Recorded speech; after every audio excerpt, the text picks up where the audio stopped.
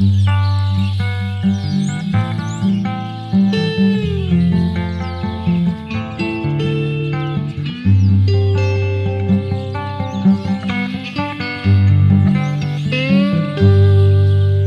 to Inspiration and Adaptation. I am Asia Freeman, Bunnell Street Art Center's Artistic Director, coming to you from the lands of Ninilchik Village Tribe here in a place now called Homer, Alaska.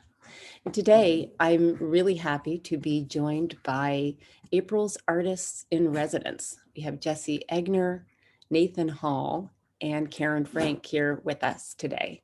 And we're going to talk about what's so great about residencies. Jesse is a New York-based artist working primarily in photography, exploring themes of queer corporeality. Welcome, Jesse. Also super pleased to have Nathan Hall, a composer visiting from Denver, who's creating a layered visual collage featuring music and sound-inspired drawings. So happy to have you with us, Nathan. And also playwright and screenwriter Karen Frank from Minneapolis. She's here with support from McKnight Foundation. Welcome, Karen. And so I want to invite each of you to give us a little bit more of an introduction to your process, and then maybe like a 10-minute orientation to your work. So do you mind leading out, Jesse? Sure.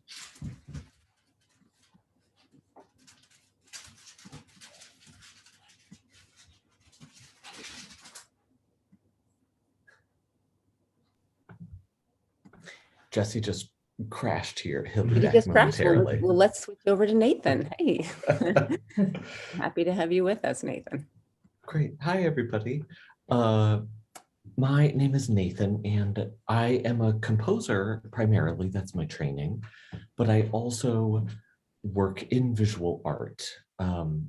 My elevator pitch of my work is that I love to say that I use music as a tool to explore other fields that I'm interested in or that I think are important or catch my attention. And that might be everything from personal histories and stories to architecture, to climate change, to sexuality, to landscape.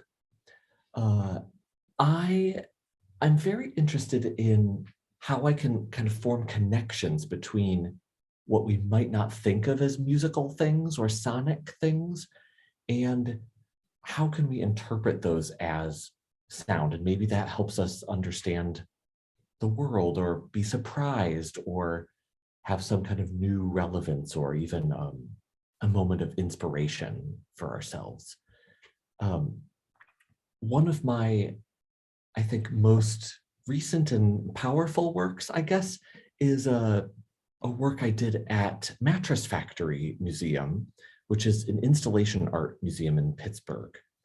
And there I was invited to do an installation, very open-ended. So there was no requirements for a theme. There was no real specific budget given.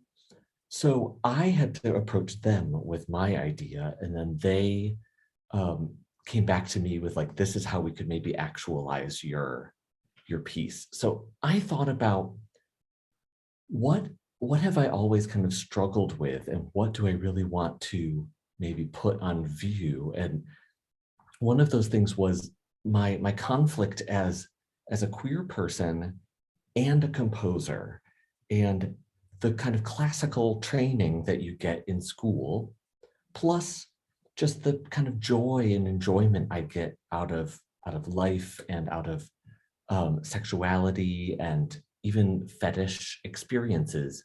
So I managed to get a harpsichord and learned shibari bondage, and I tied it up to the ceiling as if it were sort of floating away. And then I created a soundtrack in the space that was made on the harpsichord itself, sort of a relationship between me and the harpsichord. So the piece is called You're Not the Boss of Me, as a kind of battle between me and my classical training.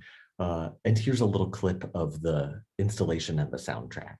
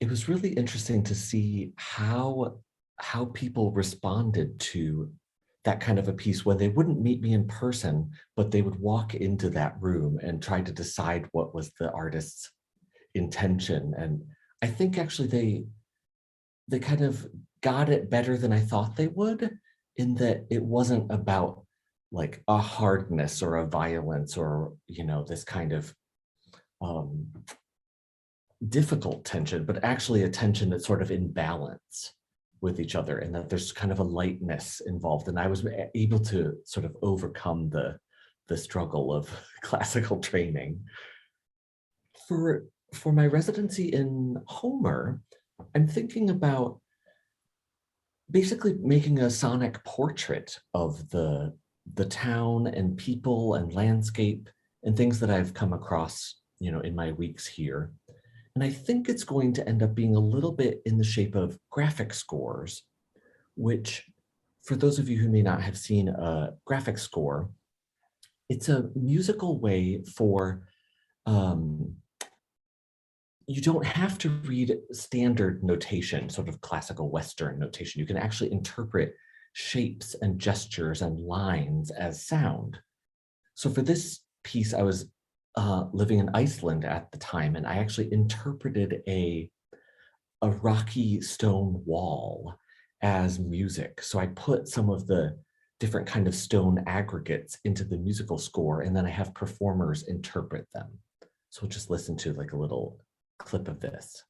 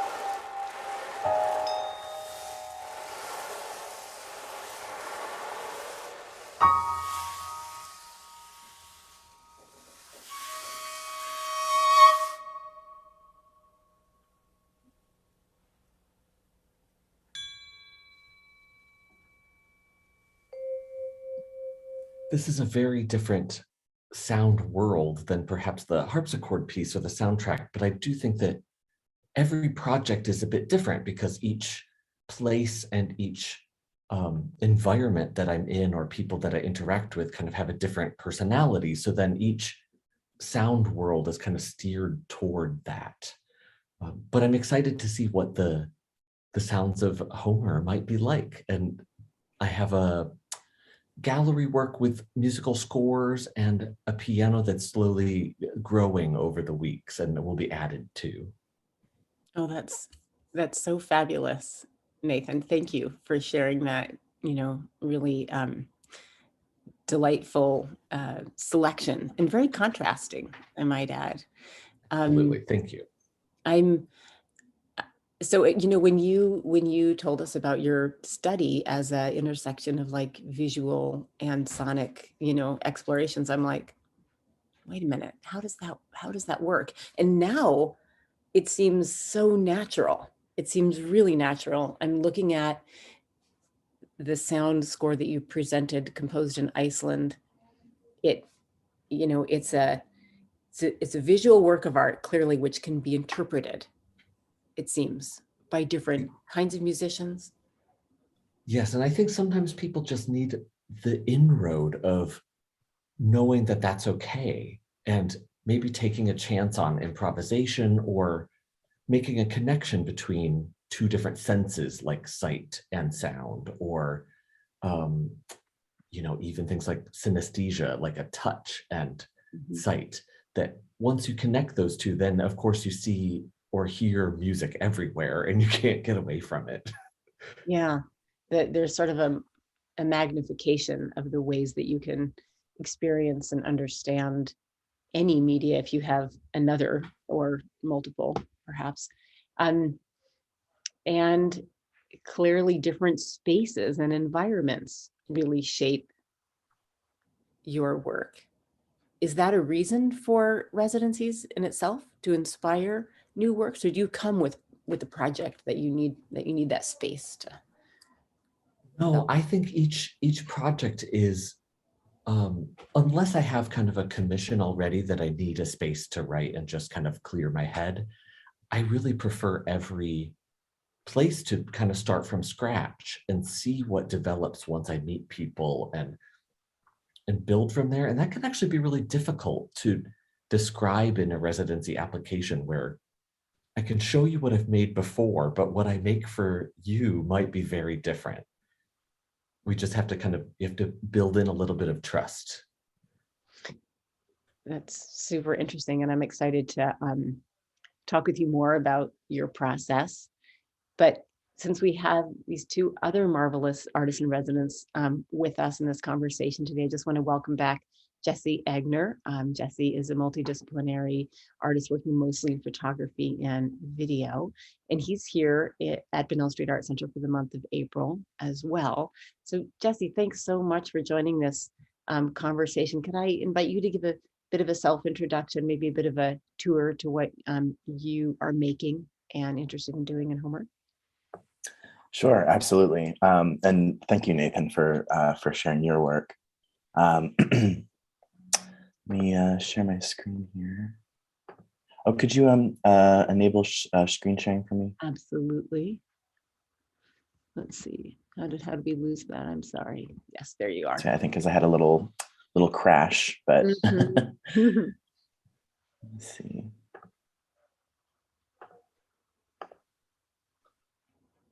Okay. So I'm a queer artist and educator currently based in Brooklyn, New York. And I work primarily with photography, but I also do some video and performance. I'm originally from Lancaster, Pennsylvania, where I studied art at Millersville University. And then I went to Parsons in New York City to get my MFA, which I completed in 2020. And I've been based in New York since.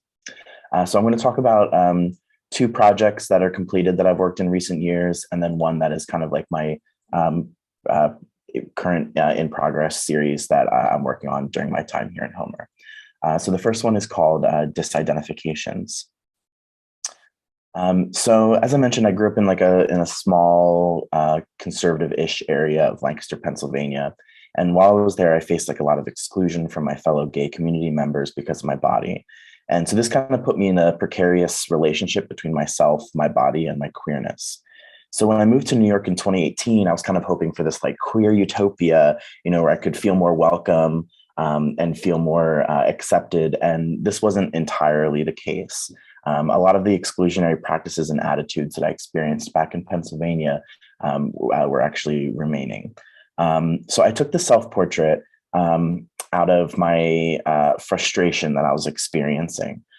So in this photo on the phone that is haphazardly attached to my face, the app Grindr is open, which is an app that gay men use to meet other gay men, usually for casual sexual encounters.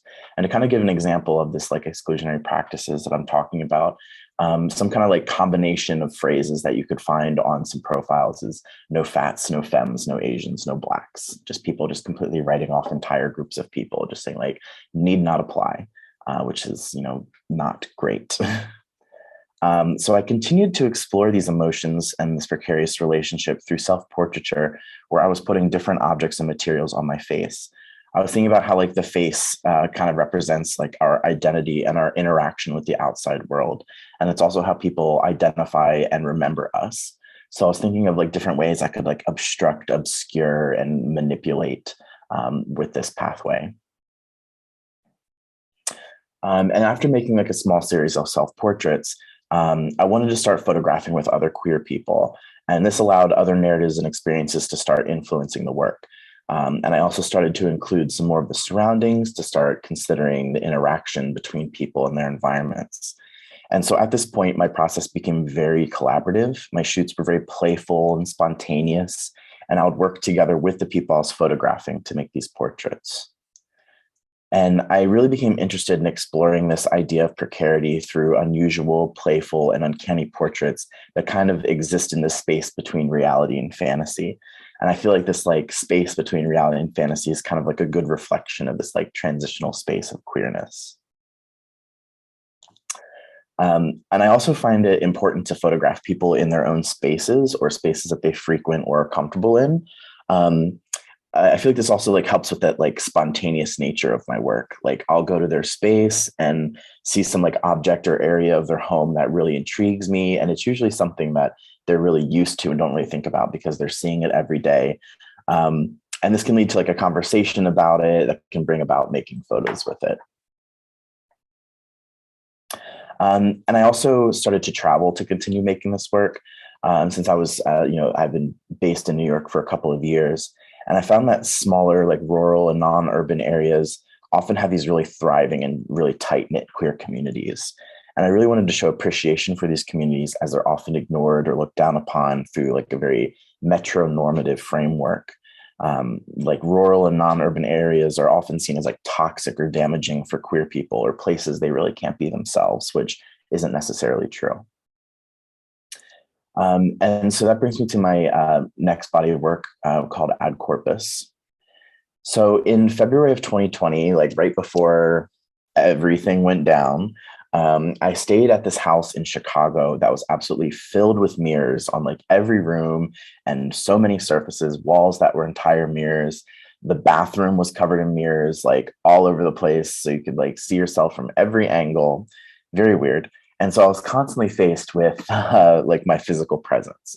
So I started taking some self-portraits as well as some portraits with others in this space. And this inspired a new series of work where I was looking back at what originally made me feel othered, which is my body. I was interested in considering this role of corporeality in queerness and how queerness is so often connected to the body and physicality. In queer art and visual culture, this connection is very apparent and is also very focused on specific normative bodies like thin, muscular, white, able-bodied, cisgender bodies, which are the ones that are like represented and celebrated. So I wanted to provide a counter narrative to this. And I came to call this series Ad Corpus, which is a play on the term ad hominem. I was also thinking about the concept of body neutrality, which is this response to the body positivity movement that seeks acceptance rather than a need to love one's own body. And so like the idea is you don't need to feel beautiful or sexy in order to love and accept yourself. The fact that you exist as a person in a human body should be enough. And body positivity can kind of be this like form of like toxic positivity where there's this like pressure to feel a certain way. And if you don't feel that way to an extreme, it kind of feels like a failure. And so that brings me to my current body of work that I've been working on for the last couple of months, which is titled, a working title, Unaffixed. So with the onset of the pandemic, many like neurotypical and able-bodied people kind of started getting an insight into the barriers that people with chronic illness or mental health conditions face their entire lives. Like during lockdowns, many people expressed how like getting out of bed and completing everyday activities felt this daunting task. And for many people with chronic illness or mental health conditions, like this is their norm, whether there's a pandemic or not. And they always are facing these uncertainties. So over the last few months, I've been thinking about this like interaction between mental health, chronic illness, and with queerness. And it's very much like a precarious relationship, kind of like this like precarious relationship I was talking about earlier, but it's a space rich with like exploration of identity, companionship, and reflection. So in the beginning, I was using some more self-portraiture again, especially since I spent much of the pandemic alone with myself and my thoughts, which is something I'm sure we all can relate to. But as it became safer to do so, I did start photographing with others. But now with these like changed relationships to my own mental health, my body, and how I interact with others. And I've also been really interested in examining how my own perceptions of time and space have like really been altered, which I think is something else that we can all kind of relate to. So I just participated in this 3-month residency at the Santa Fe Art Institute right before coming here. And during that residency, I was meeting with people in the local queer community of Santa Fe and making photographs with them while thinking about queerness in relation to uneasiness and uncertainty. And so, like I said, I've been calling this new series Unaffixed to kind of reflect these like ubiquitous uncertainties and unease and expressing that visually and through my connections with others. And the state of being unaffixed also reflects this like spontaneous nature of my process that I've been continuing with. And just like before, I've mostly been photographing people in their own spaces, showing them interacting with their own domestic environments. One thing to note is like, I don't bring props or anything else beyond my own shooting equipment. Everything that is pictured is their own stuff from their own space. And for me, this is like a better way to shoot a portrait, as it shows more about them like as a person rather than only relying on their physical appearance. And so during my time here in Homer, I'm hoping to continue this process of working with the queer community and collaborating on some more portraits, as well as revisiting some self-portraiture as well. And I'm also on like as like a little side thing, I'm also experimenting with printing some cyanotypes on piano roll, which is like those like rolls of paper that you put in player pianos, and printing cyanotypes on those like juxtaposed next to the lyrics that run down the side of the paper. And I'm also having a cyanotype workshop on April 16th from 1 to 4 p.m. if anyone is interested. Yeah, so that's kind of where I'm at right now.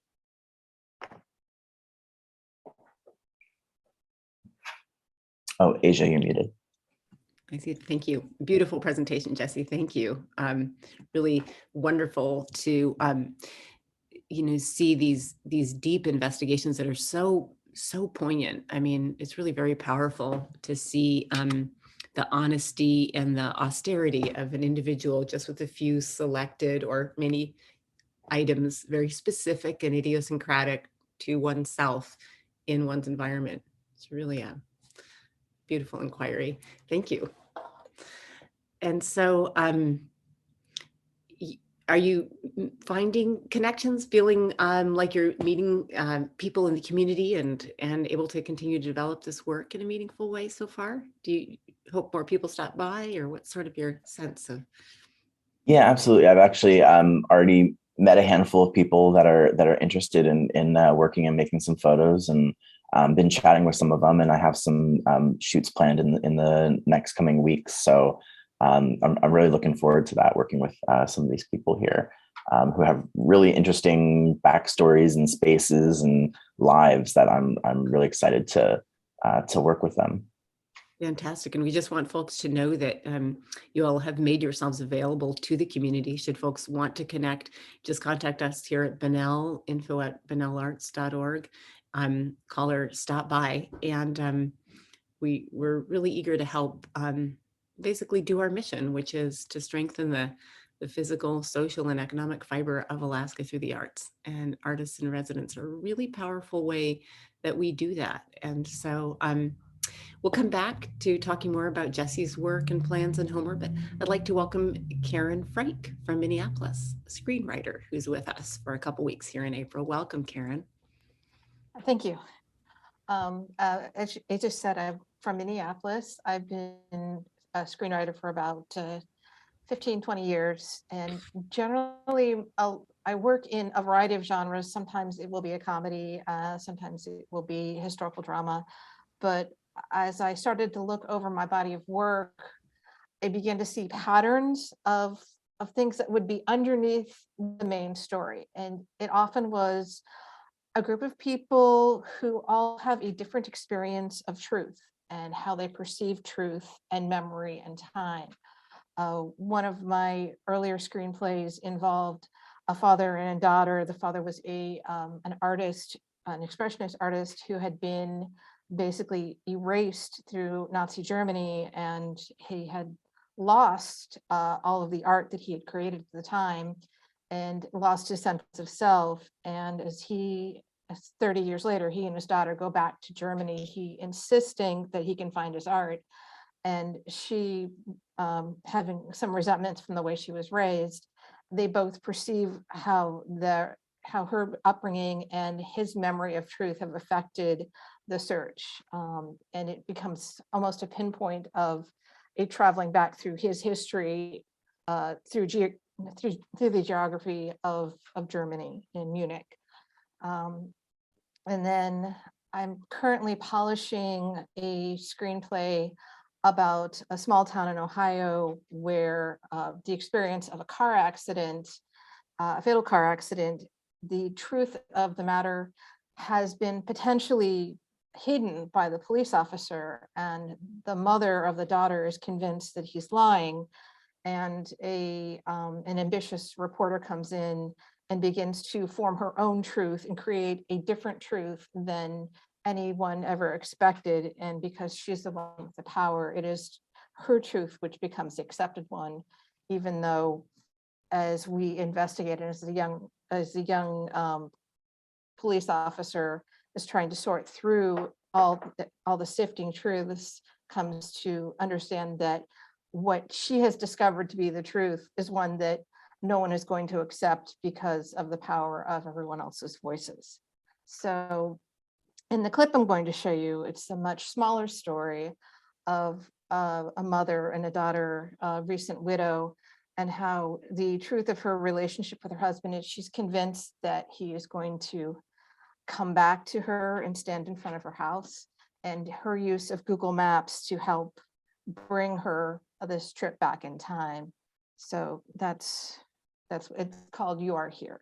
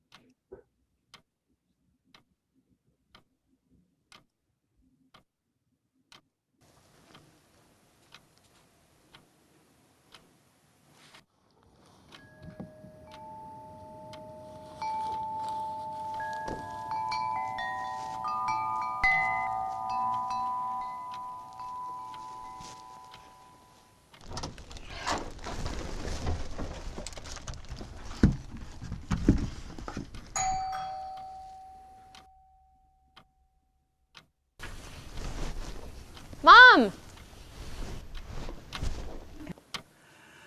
Oh, what are you doing here?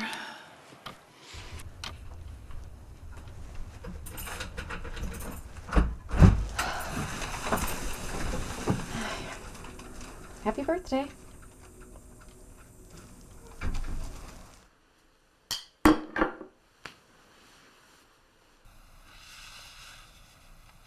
Good book? I've read it before. So it's good then. Like a warm shawl.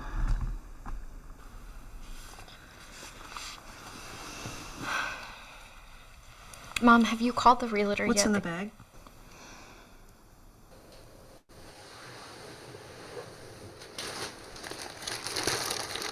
I got you something.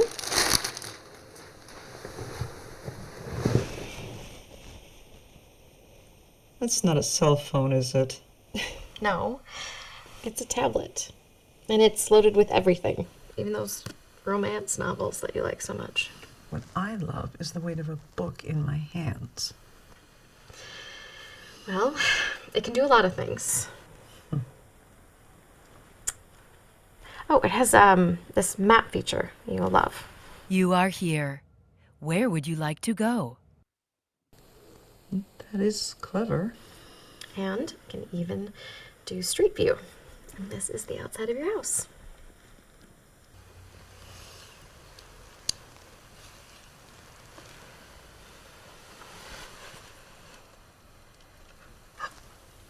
John! John!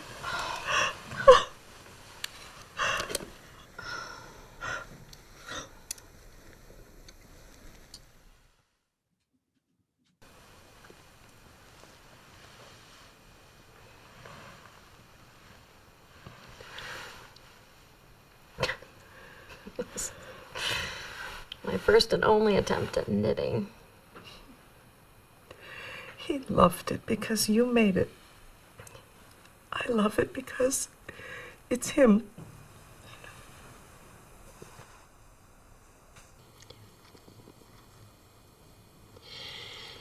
You know, the street views are usually a little old, so let me just turn it off.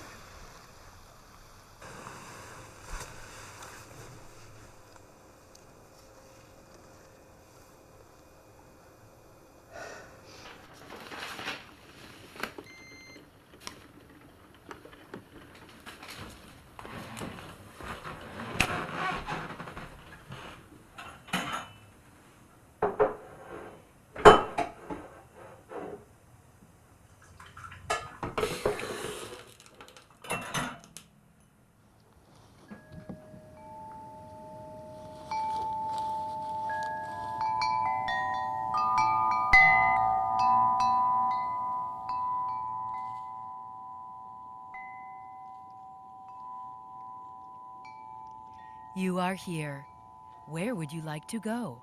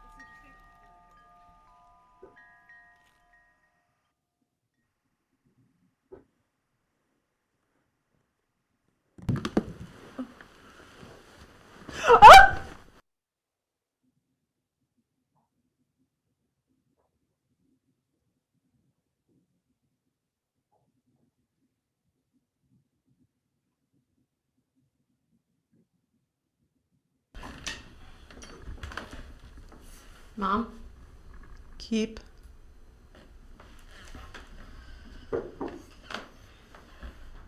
Keep.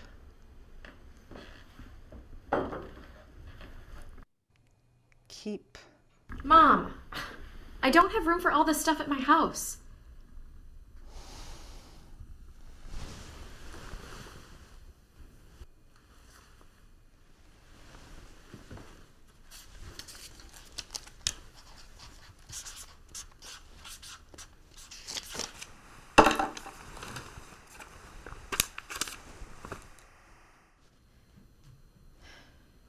You can't afford to stay.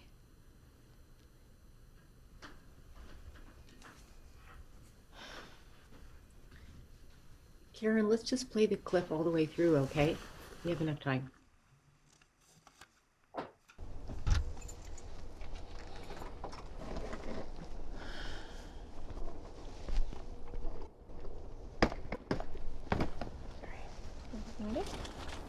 Grab this.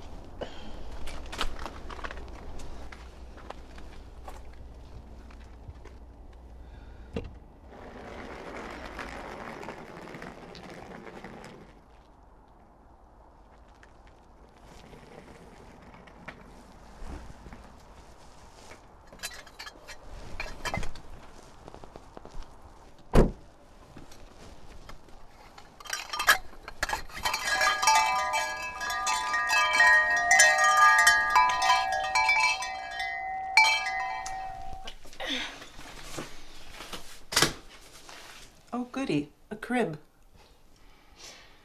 Do you need any help unpacking? No.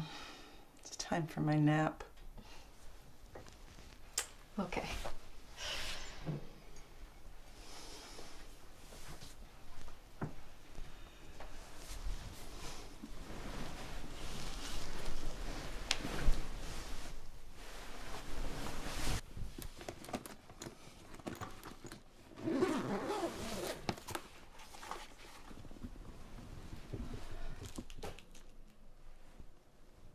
You are here.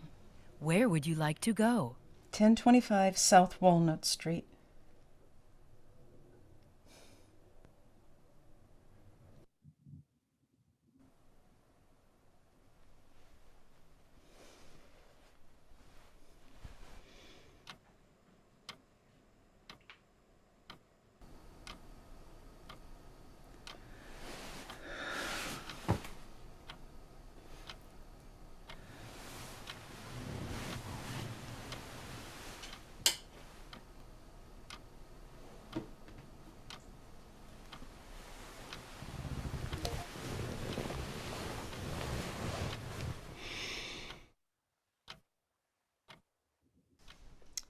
Physical therapist is coming at noon. She said you turned down the swim therapy? The pool smells like piss. Do you even want to get better?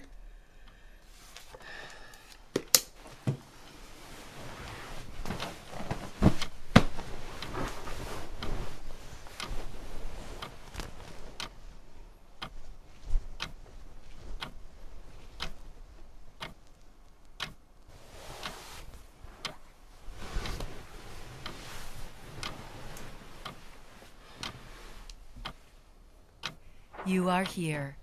Where would you like to go? 1025 South Walnut Street.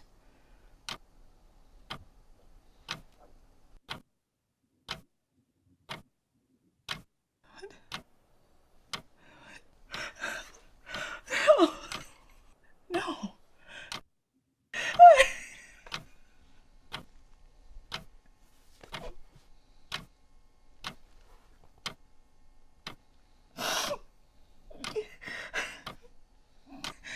Shut up! Mom? Are you... I thought you fell.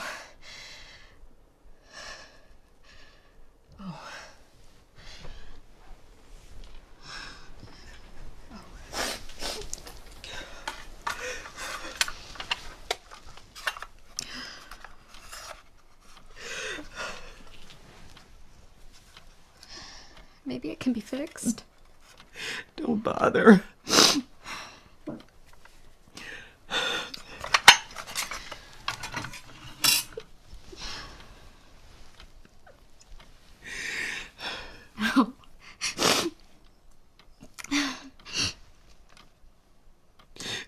At least I went to a family. It was a good place to grow up.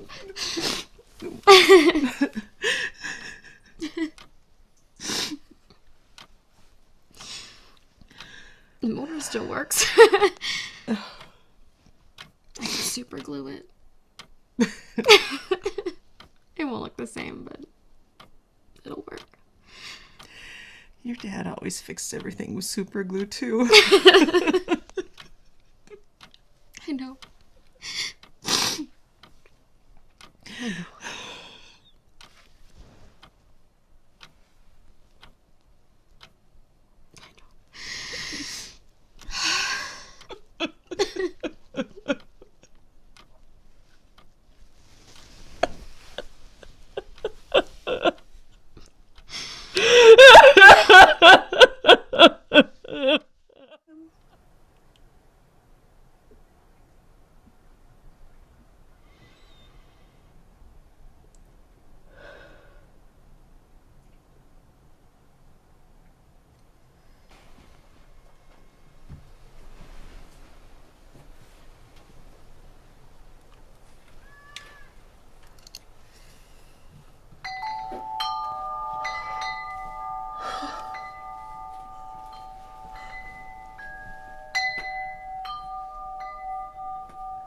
You are here.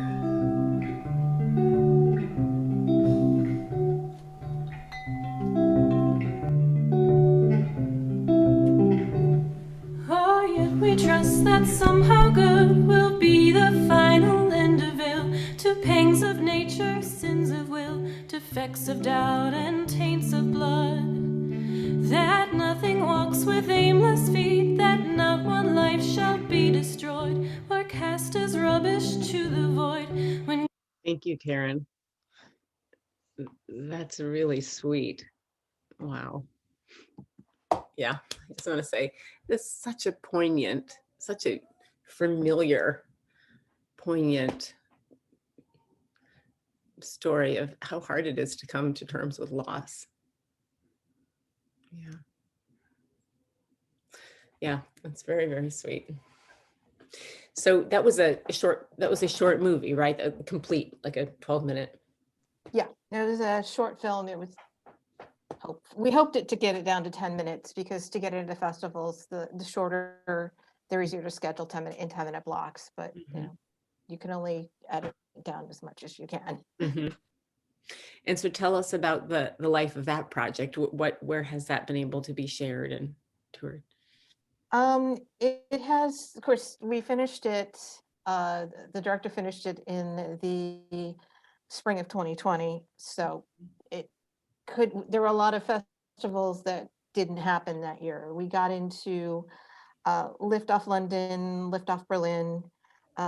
It showed in like Turkey and India. There was a small festival in California that, again, these all went virtual. So it was on Roku for a while for the California festival. It got on Roku for a week. Wow. But so there's so many film festivals out there that no matter what you make, you'll find a festival that you fit for. And so that's what's really great about film these days, is if you can get together and find a good group, a solid group to put something together and get it out there, you will find an audience for it. It might not be Sundance, but people will see it. And it'll probably be better. You'll find the right audience, if you just look close enough. Mm-hmm. It's wonderful. And of course, if you all have questions for Karen, I mean, this is meant to be a conversation, but it's really wonderful. And what you're saying about, like, you create something, and then there's many, many different ways that it could be shown. Just persist in your vision. It really makes me think about artist projects, and we get between 50 and 100 applications a year for residencies, right? And we pick a couple handfuls of people through various formats, and they all seem to work really beautiful. They all seem to be just the right fit, even though I think, wow, these artists must have applied to a lot of different places. And how, of course, an application is going to show you want to come to Homer, but there's just a lot of different possibilities about how things could happen and what could unfold to impact the development of an artwork and an artist. So I'm interested in asking each of you, why Alaska? Why Homer specifically? And what do you think, Benel, why is that important? You want to start out, Nathan? Sure. I mean, I'm very drawn to the North in general.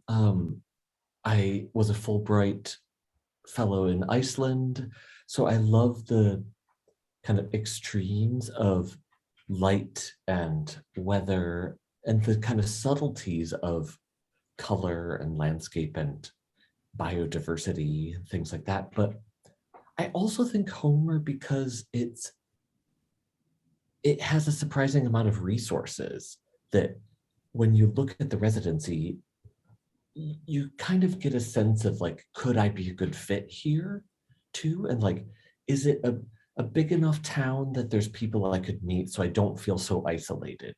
And is there enough culture that, maybe I can go out for a couple evenings, with new friends? Or, if that's kind of the community that I'm looking for, it just seemed like like it was a great size, not too large in an urban setting, not too small where maybe I would feel a little too lonely. That makes sense. Seems like that's why a lot of us have come here as well, you know, and there are, of course, a lot of artists here in Homer. What do you think, Jesse? Yeah, so when I finished grad school and I started like looking at residencies and things like that, I was because before the pandemic, like I said, I was traveling to make my work, and I was trying to go to like some more like rural, non-urban areas, and so I wanted to keep going with that. And I specifically remember I was like, oh, like where could I go?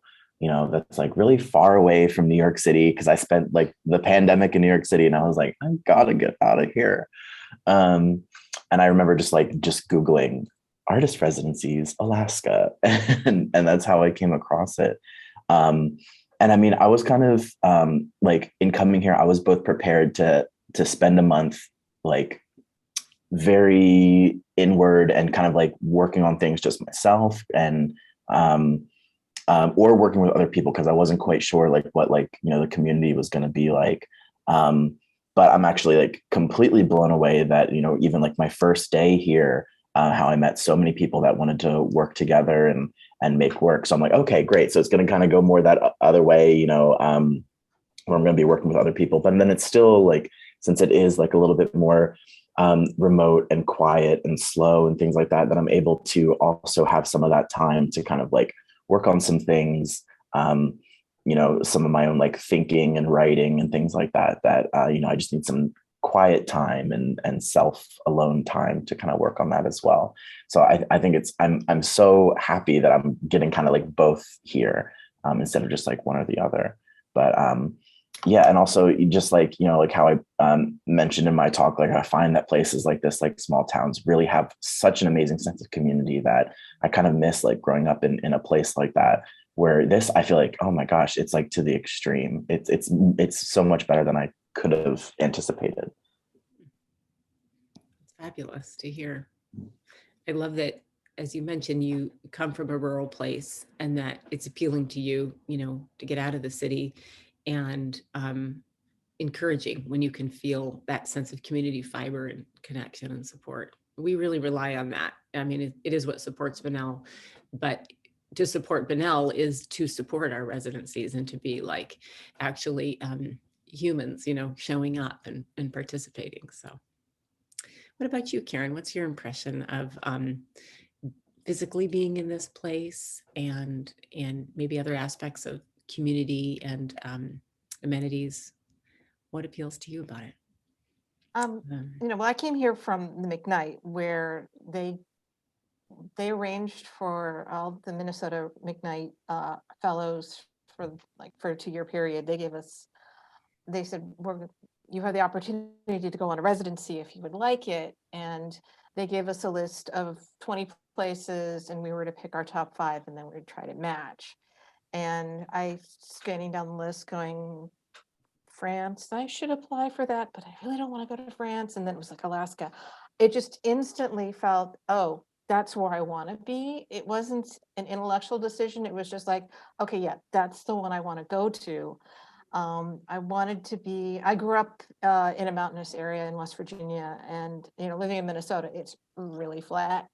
And so anytime I get an opportunity to be someplace that has mountains and nature, and both the familiar and the unfamiliar, mountains being familiar, but snow-capped mountains and the ocean, and then the light in the air and the animals, the birds, it's just wonderful to be, just so removed from my daily life that I can set myself into a new rhythm of writing.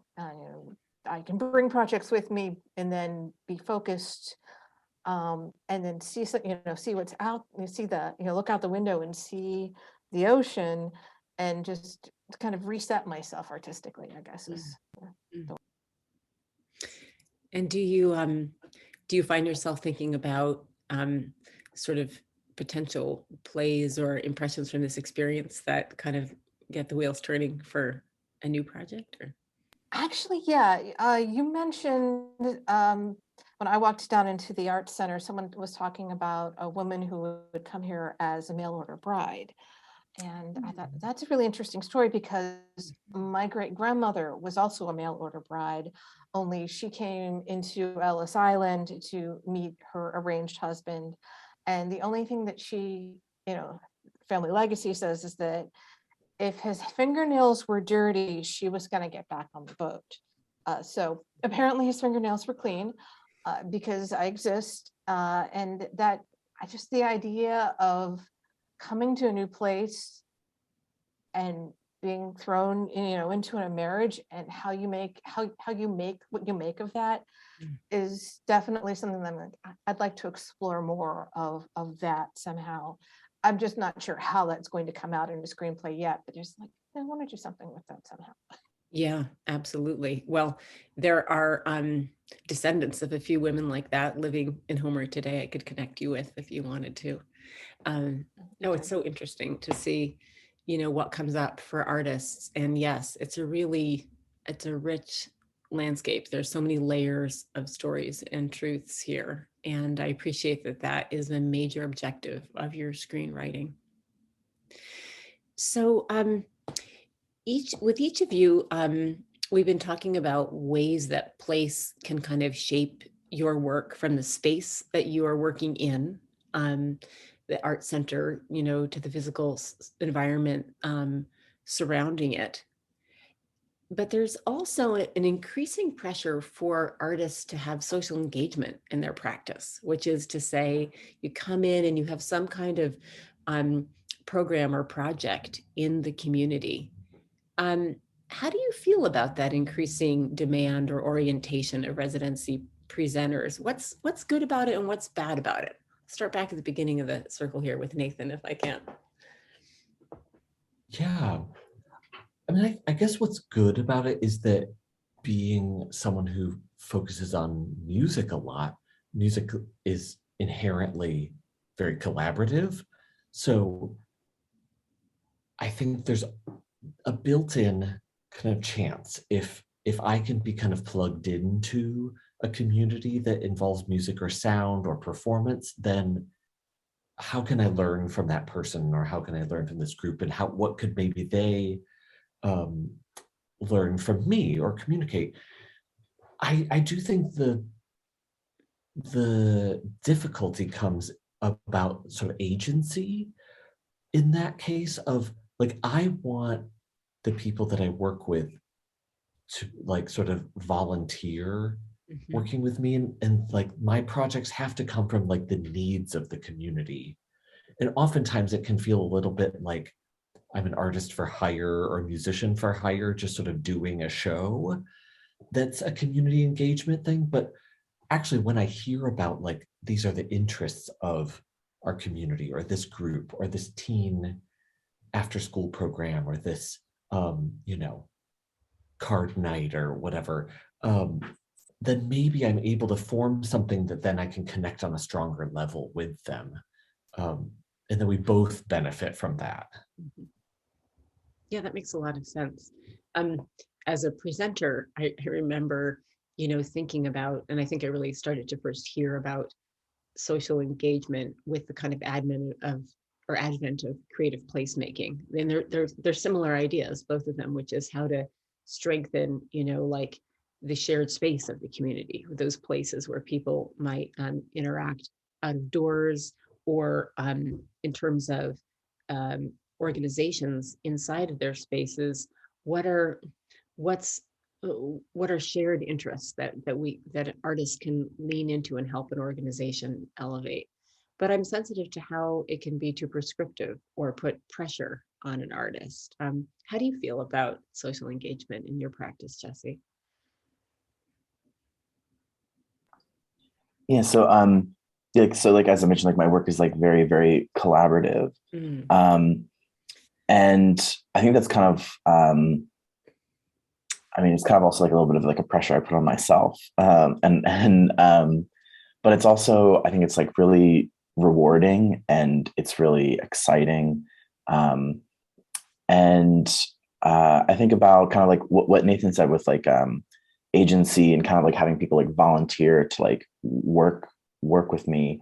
It's also something that like I kind of really look for, because I don't really, like one of my I guess challenges in that is working with other people. I don't want to like project my own anything like onto them, which is like one of the reasons why like I don't really bring any props or materials to the shoot other than like my shooting equipment. I want it to be like kind of like all coming from them, and then being like a really really integral part of this process where I'm not directing them, other than like some like very small like in the shoot like turn this way, do this, but it's very a back and forth process, because I'm really afraid of projecting my own mindset onto them, which I think is something that does happen a lot in photography. Like there's this like inherent power dynamic between like photographer and subject, where like the where the photographer has this power over the subject that I really try to kind of like challenge and push away in my work through these like different things that I've talked about, which I think is really important when you're like working like in a collaborative process. Yeah. Yeah, that has especially poignant history in places like Alaska, where that idea of photography as a documentary tool is really importantly scrutinized, because it there's been the staging of scenes and the extractive nature of taking pictures. It's built right there into the language, isn't it? Yeah, exactly. Yeah. And in fact, when I I mean, it's kind of like cheesy cliche, but like I like to use the language of making photographs rather than taking photographs. And but yeah, there's so many like, oh my gosh, I could go on and on about like the problematic history of photography and how it just carries over into today. It's just but the reinvention of that is really quite interesting and powerful, and you keep surfacing this word agency and this idea of collaboration. Karen, we were just minutes ago talking about like, oh my gosh, mail order brides and Homer and these women who are still, and men who are living descendants of people who arrived unknown to their spouses, except perhaps by letters. It makes me think of a way in which you could become more socially engaged with the community. But tell me about in your other residency experiences, have you sought that kind of interface, or is it something that's important to you when you do your work? This is my first residency, actually. How exciting. So I've done writers' retreats where generally a group of other screenwriters will end up in a group together and go off and work on our own projects and then come back at night and sort of bounce ideas off each other. Right. But this is the first time that I've gone someplace where I've been the only screenwriter. And writing can be such a solo activity at a certain point, but at the same time, I have also come from a background of, teaching English composition, and the idea that, I like to talk to other people who are curious about writing, or like, everyone has a screenplay in them. So it's really just talking to them and going, okay, if this is your idea, let's figure out how you can move that forward in whatever way. And it might be a short film, or it might be an installation that has like filmic aspects to it, or it might be a live stage play. But everyone, so if people want to talk to me about that, I'm certainly happy and available to do that. It's just yelling, poking me on Facebook, or sending me a text and saying, hey, I want to talk to you about that, and I make myself available that way. But otherwise, making a film, unless you've got like a director or camera, it's kind of a huge project in a sense that I'm always happy to talk to people about. But I don't have the personal equipment myself to say, oh, well, let's go out and shoot something right now. Yeah. Gosh, this hour is going by so fast. And it's really been so great to speak with you all, but I still feel like I want to ask, like, how important are residencies in your practice? So like Jesse, do you apply to them very often? And if so, how often do you go? What's your sort of vision for how residencies could work in terms of frequency and the role in your practice creatively? Well, this is only my second residency. My first one was the one in Santa Fe that I just came from. I mean, I started applying to residencies like around like the second half of grad school. And that is then when, soon after, the pandemic came around. And so I was supposed to, like my Santa Fe residency was supposed to happen last year. I was supposed to do a residency in France in April of 2020, and that one's finally happening this summer. So it's still like new to me, but I kind of saw them as like a continuation of school and like my education where, like my program at Parsons, it was very, it was 3 semesters a year, like with a summer semester. So we had only like 2 or 3 classes at one time. So we had a lot of time to like spend in the studio or go out and travel and do work. And so I kind of wanted like to continue that process also because like I was like, I don't feel done with school. Like I feel like I need to still have this like time and space to like devote to my work and developing and pushing my work further.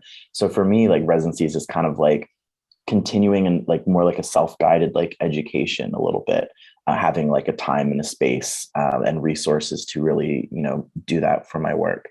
And then also, since travel has been like become a part of my process, I think that's really like important as well. But I think probably like the biggest things is just, the time, space, and resources is just so helpful. That makes abundant sense. I loved being in school too, and I can see how a residency is like an independent study. It's like a practicum, it's like that. And I see you nodding your head a lot, Nathan. I'm going to let you have the last word here. What role do residencies play? How often do you apply? And what kind of frequency do you hope that they can kind of take in your life and shaping your work? Yeah, I mean, they're a very big part of my world, and I hope it gets more and more actually as time goes on, because I feel like they're very much how I love to explore the world rather than just being a tourist. You can kind of immerse yourself and make connections and dive more deeply. This is probably my 6th or 7th residency of various kinds. I've been applying since about 2009 to different programs, but I will say I keep a very nerdy spreadsheet of all the things I apply to, including like grants and, some COVID relief money and things like that. And I would say in general, obviously the grants I apply for and residencies are far outweigh the ones I actually get. Mm-hmm. So on a quick tally, in 2021, I applied to 23 different projects and I got 3 of them. Mm. So that might include like 1 residency, 1 grant, 1, say like general fund, or maybe like a short 1-week visit somewhere. And then in 2020, I applied to 34 projects and then I got 4. So the odds are not great, but I think the more that I do, the better I get at it. And also the less I try to take personally and think like it's part of the work to keep doing it. And I wouldn't keep doing it if I didn't love the results of, especially things for national parks. I'm very interested in looking into those in the future. And I just keep trying, thinking like, okay, the more that I do, the more that it feels sort of legitimized. That makes a lot of sense. So just to follow up on that, because I think this is rich. What happens in that reapplication process and that restatement of your objectives and that reapplication even to specific places that strengthens your purpose? What do you see kind of emerging through those ones that you really keep reaching for? I know you applied here a few times, and you've mentioned that there's other places that you have. And how does it really develop your work to Yeah, I've applied to Bunnell actually 4 times ever since 2014 was my first email back in my spreadsheets. But I think it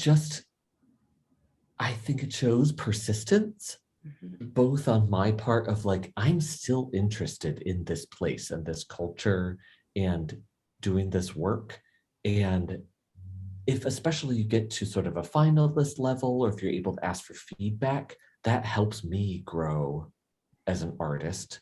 And then I think on part of the residencies, I've heard also that the persistence pays off. Like, people see that you've applied multiple times and that you are constantly kind of refining your ideas about your practice and a place and what you want to do and how it might align with that particular program. And hopefully there will be a part where like you're both a good fit for them and they'll be a good fit for you.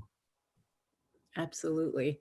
And it just reminds me, last night as the four of us were having dinner, we were talking about, how we learn and what makes us stronger. And in a way, weirdly, what comes really easily doesn't always make us stronger. It's where we kind of keep, trying and refining that, we can, build the voice, build agency, and even build a sense of like purpose around why I need this.